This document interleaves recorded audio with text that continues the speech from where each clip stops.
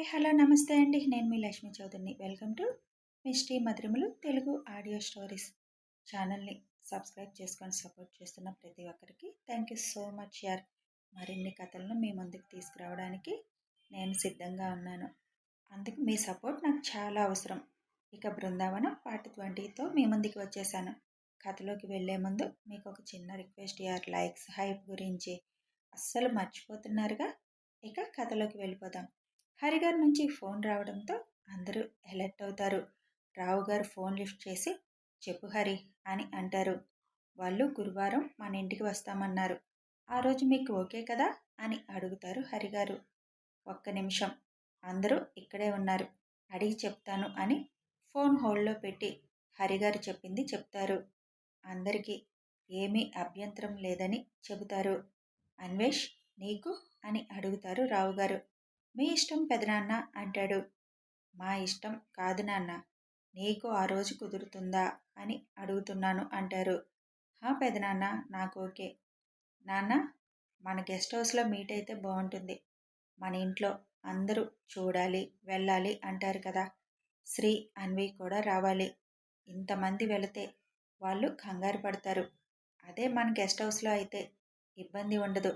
Hari uncle వాళ్ళని ఇబ్బంది పెట్టడం ఎందుకు అని అంటాడు శివ్.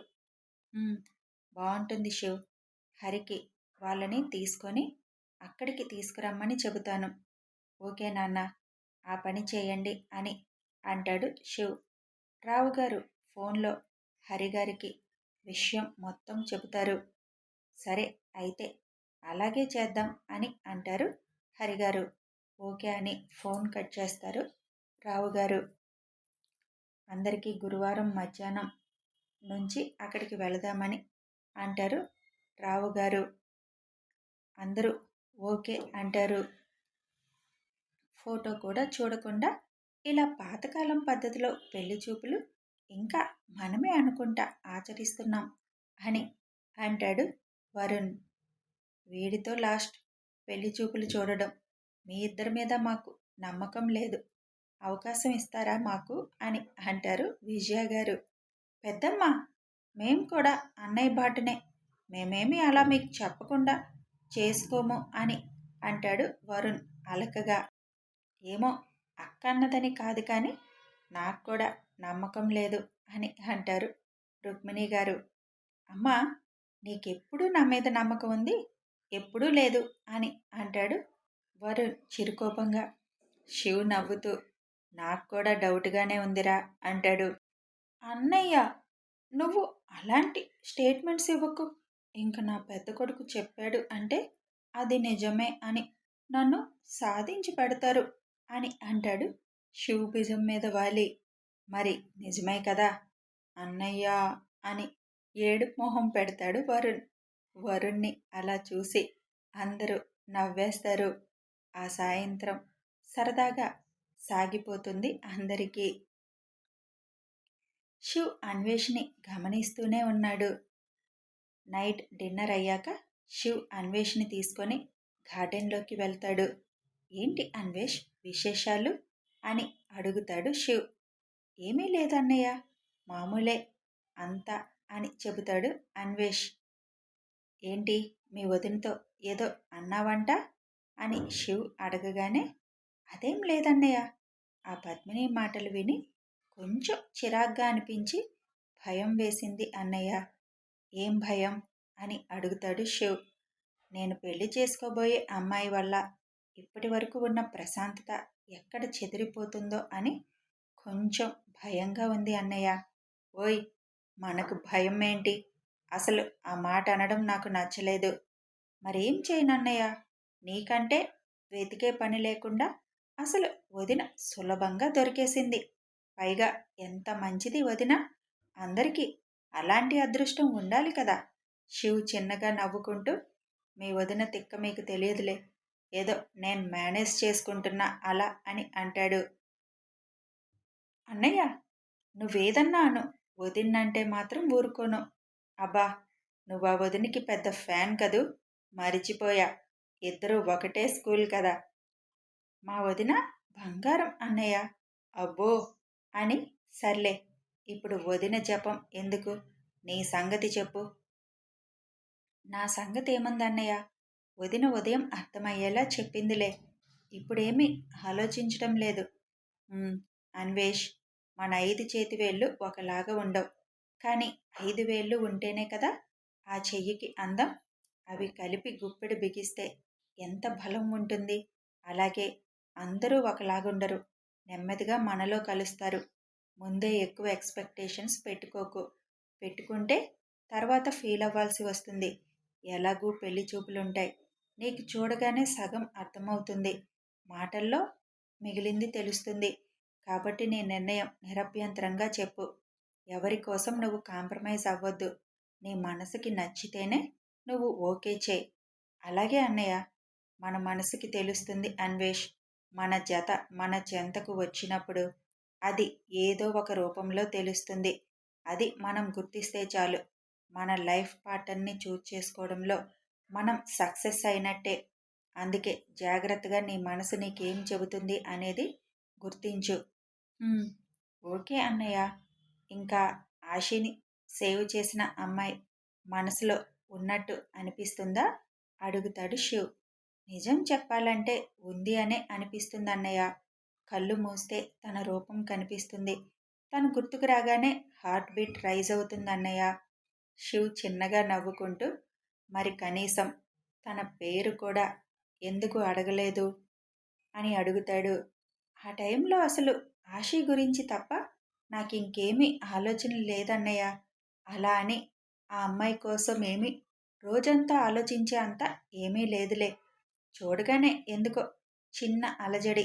అందుకే గుర్తొస్తుందేమో. అది పెద్ద విషయం కాదులే అన్నయ్య. ఇప్పుడంత గుర్తు రావడం లేదు. 2 రోజుల్లో పూర్తిగా మర్చిపోతాను. ఒకవేళ తనే నీ లైఫ్ అయితే తప్పకుండా నీ లైఫ్‌లోకొస్తుంది. లేదంటే లేదు. ఇంకేం ఆలోచించకు. ఒక్కటే గుర్తుపెట్టుకో. నీ మనసు చెప్పింది విను. నేను చెప్పాను, వదిన చెప్పింది, అమ్మ చెప్పింది అదంతా వదిలే. నీ మనసుని అడుగు. టైం తీసుకో. నీకో క్లారిటీ వచ్చాకే ఓకే చెయ్యి. అదే తెలియడం లేదన్నయ్య. ఎలా తెలుస్తుంది అని? నీకు తెలియదు అని నువ్వనుకుంటున్నావు. కానీ 1 ఇయర్ నుండి నీ వెనక తిరుగుతున్న పద్మిని చూసి ఒక్కసారి కూడా చెల్లించలేదు నీ మనసు. అదే ఆశిని సేవ్ చేసిన అమ్మాయిని చూసిన 10 నిమిషాల్లో నీ మనసు చెల్లించింది. తనను చూస్తూ ఉండాలి అనిపించింది కదా నీకు? అదే మనసుకు తెలియడం అంటే. కాకపోతే అది అట్రాక్షన్నా లేక నిజంగా ప్రేమనా అన్నది నీకు తెలియాలి అంతే అని అంటాడు శివ్. థ్యాంక్స్ అన్నయ్య. ఉన్న చిన్న కన్ఫ్యూజన్ తీసేశావు అని అంటాడు అన్వేష్.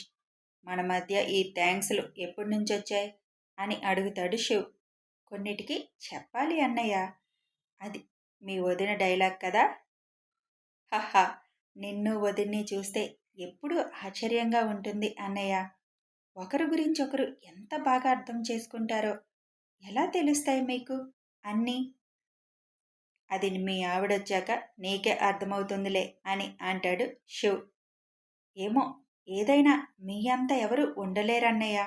మీ ఇద్దరు మేడ్ ఫర్ ఈచ్ అదర్.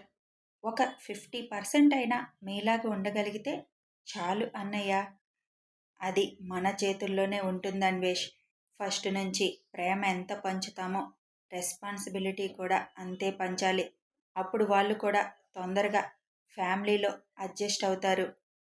పద, ఎక్కువ ఆలోచించకుండా ఎంజాయ్ చేయి ఈ మూమెంట్ని. నేనెలాగూ మీ వదిన పుణ్యమా అంటూ డైరెక్ట్ పెళ్లిపీటల మీద కూర్చున్నాను.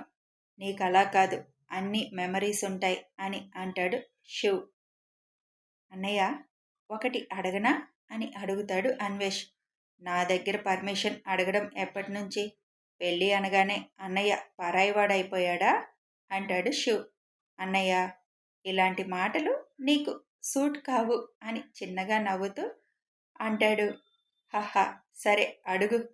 అది అలా వదిన్ని పీటల మీద అనుకోకుండా చేసుకున్నావు కదా. ఎప్పుడైనా ఎందుకు చేసుకున్నా అని అనిపించిందా? వదిన విషయంలో అలా అనిపించదని నాకు తెలుసు. కానీ ఏదైనా మూమెంట్లో అయినా అనిపించిందా అసలు పెళ్ళి ఎందుకు చేసుకున్నా అని అని అడుగుతాడు అన్వేష్. లేదన్వేష్, ఒక్కసారి కూడా అలా అనిపించలేదు. జీవితంలో అనిపించదు కూడా. మీ వదిన అలా అనుకునే ఛాన్స్ అస్సలివ్వదు. ఇంకా ఒకవేళ అమెరికా వెళ్ళకపోతే, ఆ పెళ్ళి అలా జరిగి ఉండకపోతే నేను నా లైఫ్ మిస్ అయి ఉండేవాడిని అనిపిస్తుంది. మీ వదిన లేకుండా నేనుండడం అంటే కష్టం అన్వేష్. మా ఇద్దరి శరీరాలు వేరు కానీ ప్రాణం మాత్రం ఒకటిగా ఎప్పుడో మారిపోయింది అని చెబుతాడు Shiv. You are so lucky అన్నయ్య. శివ్ చిన్నగా నవ్వుతూ, ఏమో నీకు కూడా మీ వదిన లాంటి అమ్మాయి దొరుకుతుందేమో ఎవరికి తెలుసు అంటాడు. నువ్వే కదా అన్నయ్య ఎక్కువ ఎక్స్పెక్టేషన్స్ పెట్టుకోవడం మంచిది కాదు అని అన్నావు. ఇప్పుడు వదిన లాంటి అమ్మాయి అంటే తర్వాత నేను బాధపడాలి. ఎందుకొచ్చింది అలాంటి ఆశ పెట్టుకోవడం? వదిన సింగిల్ పీస్ అన్నయ్య. నీకోసం పుట్టింది అంతే. వదిన లాంటి అమ్మాయి దొరకడం అంటే కష్టం. నీకోసం కూడా పుట్టే ఉంటుంది ఎక్కడో. టైం వస్తే తానే వస్తుంది. పద, చాలా టైం అయింది, వెళదాం అని ఇద్దరు లోపలికి వస్తారు. గుడ్ నైట్ అన్నయ్య అని చెప్పి అన్వేష్ తన రూమ్కి వెళ్తాడు. రూమ్లోకి వెళ్ళిన అన్వేష్, నా లైఫ్లోకి ఎవరొచ్చినా ఈ కుటుంబానికి ఎలాంటి ఇబ్బంది రాకుండా చూసుకుంటాను అన్నయ్య. తను వదిన అన్నట్టు కొంచెం అటు ఇటు ఉన్నా మార్చుకుంటాను అని అనుకొని ప్రశాంతంగా పడుకుంటాడు. పిల్లల రూమ్లోకి వెళ్ళి పడుకున్న పిల్లల్ని ఒకసారి చూసి డోర్ దగ్గరికి వేసి రూమ్లోకి వెళ్తాడు శివ్. అయిపోయాయా తమ్ముడితో మంతనాలు అని అడుగుతుంది ఐషు. నువ్వే కదా బుజ్జి బంగారం మాట్లాడమని చెప్పింది అంటాడు శివ్. హా, ఏమంటున్నారు మా మరిది గారు? ఏమంటారు? నువ్వంటే అదృష్టవంతుడివి అన్నయ్య. వదిన దొరికింది. అందరికీ ఆ అదృష్టం ఉండొద్దు అన్నాడు. వాడికేం తెలుసు నేను పడుతున్న కష్టాలు? ఏదో ఊహించుకుంటున్నాడు వాడు అని అంటాడు శివ్. అప్పటికే ఐషు గుర్రున చూస్తూ ఉండడంతో, నిజమే కదా బుజ్జి, నీ తిక్కని భరిస్తున్నానా లేదా అని నవ్వుతూ అంటాడు శివ్. పక్కన ఉన్న ఫ్లవర్ వాస్ తీసుకొని, ఏది ఇంకోసారను, నన్ను భరిస్తున్నావా నిన్ను అని శివ్ మీదకి ఆ వాజ్ విసరబోతుంది. ఓయ్, అది తగలరాని చోట తగిలితే నీకే నష్టం అని అంటాడు శివ్. ఏం పర్వాలేదు, ఇంక నాకేమీ అవసరం లేదు. అయినా నాలాంటి తిక్కదానితో ఏం కాపురం చేస్తావులే అని శివ్ మీదకి వస్తుంది. శివ్ ఐషుని తప్పించుకుంటూ అక్కడక్కడే తిప్పుతాడు. పోకన్నా, ఇంకొక్కడివే పడుకో, నేను నా పిల్లల దగ్గరికి వెళ్తున్నా అని డోర్ దగ్గరికి వెళ్లేలోపే శివ్ లాగిన లాగుడికి వెళ్ళి శివుని అతుక్కుంటుంది. ఐషు నడుం చుట్టూ చేతులు వేసి, ఎక్కడికి బుజ్జి బంగారం వెళ్తున్నావు? అంత సీన్ లేదు నీకు అని అంటాడు. వదులు కన్నా, నాలాంటి తిక్కది ఎందుకు నీకు అంటుంది కోపంగా. తిక్క వాళ్ళతో కాపురం చాలా అందంగా ఉంటుంది, మరెలా వదులుతాను అని అంటూ ఐషు మెడవంపుల్లో ముద్దు పెడతాడు. ఇదిగో ఇలా చేసే నన్ను కాసేపు కూడా కోపంగా ఉండనివ్వవు అని ముద్దుగా అంటుంది ఐషు. హహా, నా బుజ్జి కోపం నీటి మీద బుడగలాంటిది, ఎక్కువసేపు ఉండదు. బాగా మాటలతో గారిడీ చేస్తావు అని శివ్ టీషర్ట్ బటన్ తిప్పుతూ, కన్నా అని గోమ్గా పిలుస్తుంది. ఏం చెప్పాలి అనుకుంటున్నారో చెప్పండి డాక్టర్ పాప. బటన్ ఎందుకు పీకడం అని అంటాడు. అది ఆశని సేవ్ చేసిన అమ్మాయి ఎవరో తెలుసుకోవచ్చు కదా. అది నీకు పెద్ద కష్టం కాదని నాకు తెలుసు. మరెందుకు సైలెంట్గా ఉన్నావు? అన్వేష్కి ఆ అమ్మాయి నచ్చింది కదా అని అడుగుతుంది. మనం కష్టపడి కనుక్కొని వెళ్ళామనుకో, ఆ అమ్మాయికి పెళ్ళైపోయి ఉంటే, లేక సెటిల్ అయి ఉంటే, లేదా అన్వేష్ నచ్చలేదు అంటే అప్పుడు ఇంకా బాధపడతాడు. అనుకోకుండా కలిశారు అంతే. ఒకవేళ తానే అన్వేష్ లైఫ్ అయితే ఎలా అయినా కలుస్తారు. నేను అమెరికా వచ్చి నీ బారిన పడ్డట్టు వాడు కూడా పడతాడు అని అంటాడు శివ్. అంతే అంటావా? అంతే బుజ్జి అంటూ ఐషుతో పాటు బెడ్ మీద వాలుతాడు. అమృత, బుధవారం వెళ్ళడానికి అన్నీ రెడీ చేసుకున్నావా? ఇంక రేపు ఒక్కరోజే టైం ఉంది అని అడుగుతారు రవి గారు. ఏముంది నాన్న, అన్నీ రెడీ చేసుకోవడానికి, బట్టలేగా, సర్దుకున్నాన్లే అని చెబుతుంది అమృత. ఇదిగో అమృత, నువ్వు వెళ్ళిపోతున్నావు. మీ నాన్నను పనమ్మాయిని పెట్టమని చెప్పు. నేను చేయలేను ఇంటి పని మొత్తం అని అంటుంది శారద. ఏ ఉందిగా కూతురు, తను నువ్వు కలిసి చేయండి అంటారు రవిగారు. దానికి పనెక్కడొచ్చు, అది చేయలేదు అని అంటుంది శారద. మరి నా కూతురికి మాత్రం పుట్టుకతో వచ్చా, నేర్చుకొని అంతా చక్కబెట్టలేదు. అలాగే నేర్చుకొని వండుతుందిలే. అది నేర్చుకొని చేసేసరికి నేను ముసలిదాన్ని అయిపోతాను. మీరు పనమ్మాయిని పెట్టండి అని కోపంగా అంటుంది శారద. నాన్న, ఒక అమ్మాయిని చూసి పెట్టండి అని చెబుతుంది అమృత. నువ్వు కూడా ఏంటి అమృత, చెయ్యనివ్వు పని ఇద్దరిని. ఇన్నాళ్ళు నువ్వు చేసి పెడుతుంటే కూర్చుని కుంభాలు కుంభాలు తిని ఒంట్లో కొవ్వు బాగానే పెంచారుగా, ఇప్పుడు అదంతా కొంచెమన్నా కరగనివ్వు అని అంటారు రవి. అంటూ మూతి తిప్పుతూ అక్కడి నుంచి వెళ్ళిపోతుంది శారద. ఎందుకు నాన్న, వాళ్ళు చెయ్యరు, మీరు ఇబ్బంది పడతారు అని అంటుంది అమృత. నాకేమీ ఇబ్బంది లేదు. బోల్డ్ హోటల్స్ ఉన్నాయి నేను తినడానికి. పైగా మన షాప్ ఎదురుగా ఒక హోటల్ కొత్తగా పెట్టారు. అచ్చం ఇంట్లో ఫుడ్ లానే ఉంటుంది. నేను అక్కడ తింటాను. ఇద్దరూ వండుకొని తింటారులే. నువ్వు ఇదేమీ ఆలోచించుకు. నీ జాబు నువ్వు ప్రశాంతంగా చేసుకో. చాలా టైం అయిపోయింది కదా, వెళ్ళు, వెళ్ళి పడుకో అంటారు రవిగారు.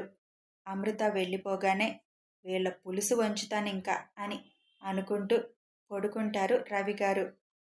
కథ కొనసాగుతుంది. మరి గురువారం అమ్మాయిని చూడ్డానికి అన్వేష్ సిద్ధమవుతున్నాడు. ఆ అమ్మాయి ఎవరు? అమృత సిటీకి వచ్చాక ఎలాంటి పరిణామాలు ఎదురవబోతున్నాయి తెలియాలి అంటే ఫాలో అయిపోండి. ఫాలో అవ్వాలంటే సబ్స్క్రైబ్ చేసుకొని బెల్ ఐకాన్ నొక్కండి. అలాగే వీడియో నచ్చితే లైక్ చేయండి, షేర్ చేయండి, కామెంట్స్ చేయండి. Thanks for watching.